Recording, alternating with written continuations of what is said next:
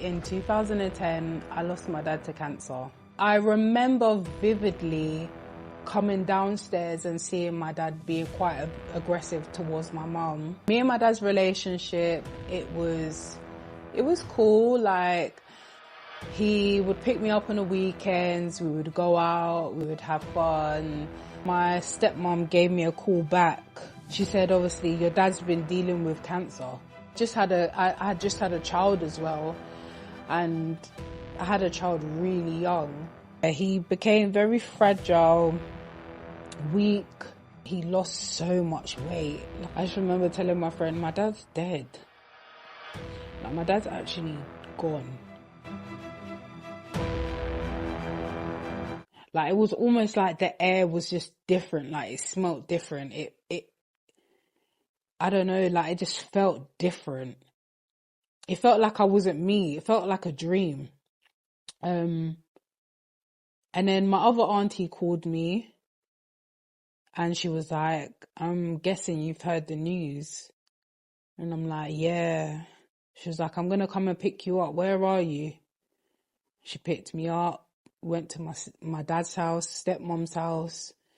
And I just remember my stepmom there. She was crying. It's actually crazy because the last time I actually saw my dad, he actually thought I was my sister.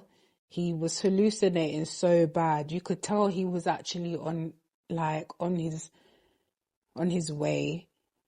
And I just remember my stepmom just being like crying her eyes out and just being so upset. Like, she generally just didn't even know.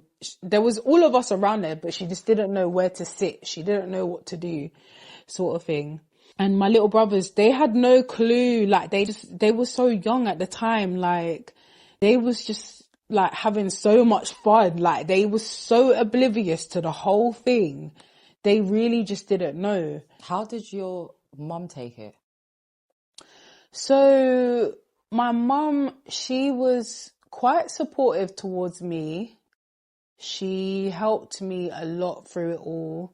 You know, like, I would be there, like, playing drum and bass really loud because it was the best music that my dad loved drum and bass. So I would be playing it loud. My stepdad, he would complain and he'd be like, tell her to turn the music down. And she'll be like, no, she's grieving. Let her turn it up, like, sort of thing. Like, I just remember, like, my mum being really supportive. She came to the funeral and stuff like that. And do you know what? My mum, I could say she was the most supportive person in my life at that time. Even though, you know, their relationship was quite volatile, like violent at times and stuff like that. My mum still knew that that was my dad. And, you know, like, I saw her crying at my dad's funeral. I saw her so upset. Like, she's a kind soul. She really did, like, love him to the point where she did get married to him, sort of thing. She did care about him a lot. So it was difficult to kind of see him, you know, like, like, pass and stuff like that. She probably never saw that day coming. She probably thought, wow, it's going to be a lot for my child and stuff like that. So after he passed, there was the most biggest void in my life. Even though I had had a child and I had support around me and stuff like that, there was this void now where I was just thinking, how comes I didn't get enough time with him? How comes God would take him away from me just like this? And in that time, I slipped into what I want to call it now, a church cult. It was good in the beginning. You know, I remember going up to the pastor and saying to the pastor, I'm here because I want to know why God took my dad away. And the pastor was just like, welcome in, sort of thing. Like, it was like, welcome in, sort of thing. Like, not really knowing why I was actually there. I almost wanted answers. I wasn't there for anything else. I wanted answers. Like, how comes I didn't get all of these teenage years with my dad? Like, how comes I didn't get... And when I started going there, I enjoyed it at first. It felt like a family. It felt like I was welcome. It felt like I had reassurance there. But as time went on, there was a lot of gossiping, a lot of, like control sort of thing. Like, it was a very controlling environment. We wasn't allowed to watch TV. We wasn't allowed to go to the movies. We wasn't allowed to hug people like the opposite gender. We wasn't... Just so many things, like, we're supposed to give over our money and all of this. And it almost became like I was then in bondage sort of thing. It felt like I was back to square one again. You're telling me, oh yeah, no, I can't do this. Cause my mom would never tell me. My mom would never turn around. She would never be like, oh yeah. She would advise me. Don't get me wrong. Like, she would advise me and be like, oh yeah, you can't go, here. Or you have to come back at a certain time. But the church almost like, you can't do this. God does not want you to do this and that and whatever. And understandable, yeah, like certain things, but not watching TV, not having social media. I felt like it was just too much. And I eventually ended up leaving when I met my second child's dad. Going to the church, it felt like I never actually got over grieving properly. I felt like, because I was always looking for answers, I never was able to grieve.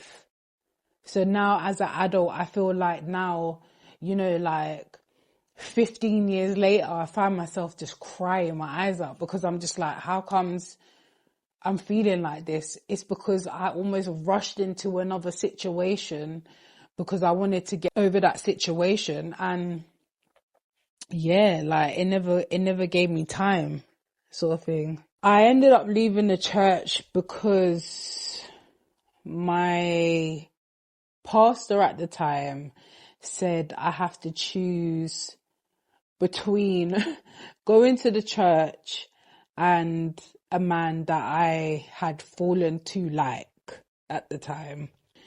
At the time, like, obviously I had experiences with women before that, like I would have classed if you knew me as a person, you would know that I was always bi sort of thing. But I kind of pushed that all aside because I started going to church, because I almost felt like that was a sin, like that shouldn't be allowed, sort of thing. So, the pastor, he obviously gave me the ultimatum, which I was just a bit like, hold on a second. You're not my mum. You're definitely not my dad. So there's no way you're going to give me an ultimatum about whether I can stay because I'm leaving a man behind, or I'm bringing, you know what I mean? So it was almost like right, so I'm going to leave at this point. I'm going to just make my way. I'm going to pack my suitcases and I'm going to go, sort of thing. So I ended up leaving. It wasn't the first church that I went to. When I was pregnant with my first son, I did actually go to a church and it wasn't so strict. So yeah, I did leave. I left, it was fine, because I genuinely felt like I was out of bondage. It felt like I was a lot freer. I felt like I could do what I wanted to do. I ended up having a child with the man that I left with. We had a on and off relationship for about 10 years. Like, I can't really say like a bad thing about that whole situation. It's just that my mentality was not with a man. We would get to a certain point where I would be attracted to men, but I wasn't actually, the connection was not there. Like, I didn't feel like when it came to the relationship, we could not connect because I was just not looking at that like that. It just felt like I would see men and be like, oh yeah, he's good looking, but ultimately in a relationship and, you know, putting, like, being that woman, it just was not for me. So yeah, we ended up breaking up multiple times, on and off, on and off, on and off. Ended up having another child with him, which was totally, like, just randomly out of the blue. Because of COVID, we had to stay together. And even that, it was very, like, back and forth, back and forth. After that, there was just something in me, like, that was just like, nah, I cannot. I remember now, my oldest son, he started to get into a lot of trouble at school. And I remember we had like a, it wasn't like a social worker, but it was a step before social worker. I can't remember what it was called, but, you know, like, I would speak to her every single week. And she said to me, just randomly out of the blue, like, she was like, are you sure you're not a lesbian? And I was like, huh? I was like, huh? Like, you know, I'm talking about my baby fathers and all of that. Like, she was like, are you sure you're not? You know what I mean? I was like, nah, I'm not, because I was really in denial. I was like, nah, I'm not, because, you know, like, I've been bi my whole life. Like, I don't feel any type of way of telling people that I've been with women before. Like, I don't, like, you know what I mean? She was like, okay, all right then, cool, sort of thing. And I just kind of left it as that sort of thing. You know what I mean? Like, I didn't really play into it.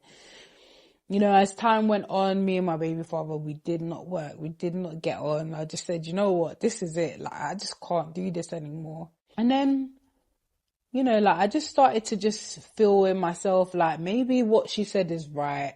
I feel like if I had my dad around for a lot longer, I would have discovered myself a long time ago. I would have been able to know who I was. Grief changed me a lot.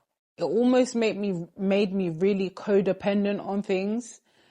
The church, people, and stuff like that. It's only until I really started growing up, until I started getting to about 25, probably like 7 years after my dad passed, that I started rediscovering myself again. And I started really becoming mature within myself and realizing, you know, grief is not, it's not linear. It's not, you know, straightforward. Majority of the times it's jagged and it is up and down. Some days you're feeling great. Some days you're not feeling great. It took me a long time to get over it. I think going to the church hindered me a lot. You know, like, if I didn't have kids in my life, if I didn't have my children, which thank God I do, I don't know where I could have been. I don't know who I could have been. Like, you know, if I didn't have my mom in my life, I don't know who I could have been. Even my stepmom, even my little brothers, even my older brothers, my older sisters, and my auntie and my cousins and all of that. If I didn't have those people in my life, I don't know where I would have been. You know, like, each part of them just kind of just helped me every single day after he passed and all of that. And I feel like I see him in all of them, sort of thing. Like, his memory lives through all of them in every single way. So, you know, like, anyone who is going through grief, allow yourself to feel the grief, allow yourself to, you know, like, shut the door and cry. Like, don't allow it to build up to the point where, you know, like, you're not able to, you know, cry. you know, sometimes it's hard. Sometimes it's hard to not want to cry about, like, sometimes it's hard to like hold, like, it's easy to hold it in sometimes. I feel like it's easy to be like, oh yeah, I'm not going to act like this. I'm not going to act like that, and try and act hard, especially where I come from. Like, you know, like, don't really want to, you know, like show all the emotions and all of that. But I feel as if it is important to grieve healthily. What I learned a long time ago, to grieve healthily is to show those emotions and, you know, like just feel it in the moment.